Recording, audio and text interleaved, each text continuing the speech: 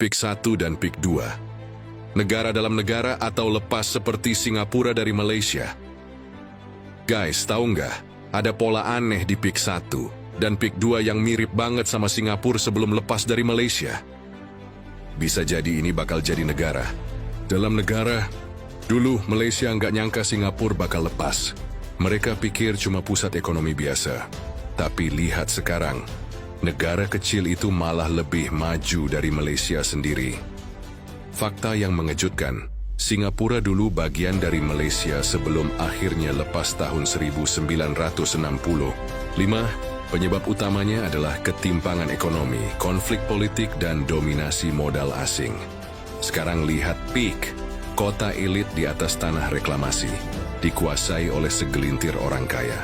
Kenapa PIK 1 dan PIK 2 bisa jadi negara dalam negara? 1. Dikuasai konglomerat dengan koneksi global. PIK bukan cuma milik Indonesia, ada investor asing yang menanam modal besar di sini. 2. Isolasi sosial dan ekonomi. Lo perhatiin nggak? PIK itu beda banget sama Jakarta dan Banten. Dia mewah, eksklusif, dan seperti bukan buat semua orang. Bahkan tempat nongkrong dan harga makanannya aja lebih mahal. 3. Berdiri di lahan reklamasi. Sama kayak Singapura, PIK juga dibangun di atas tanah. Reklamasi. Kalau tanah ini makin meluas dan makin mandiri, apa bedanya sama wilayah otonom? Pertanyaannya, apakah ada motif terselubung? Jangan-jangan ini bukan sekadar proyek properti. Bisa jadi di sini ada skenario yang lebih besar. Beberapa kemungkinan yang bikin pemerintah harus waspada. 1. Bisa jadi zona bebas pajak. Kalau regulasi lemah, bisa jadi PIK akan menjadi wilayah dengan aturan pajak berbeda dari Indonesia.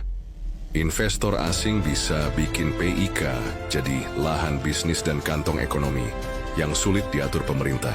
2. Penguasaan properti oleh orang asing. Udah banyak yang ngomong harga properti di PIK nggak masuk akal buat rakyat biasa.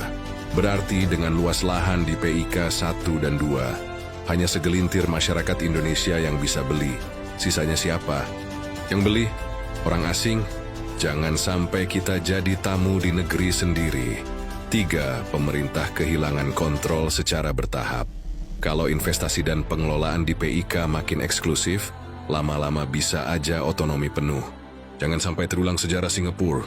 Dulu Malaysia nggak peduli dan nggak kepikiran, dan tiba-tiba Singapura lepas. Jangan sampai Indonesia mengulang kesalahan Malaysia yang kehilangan Singapura.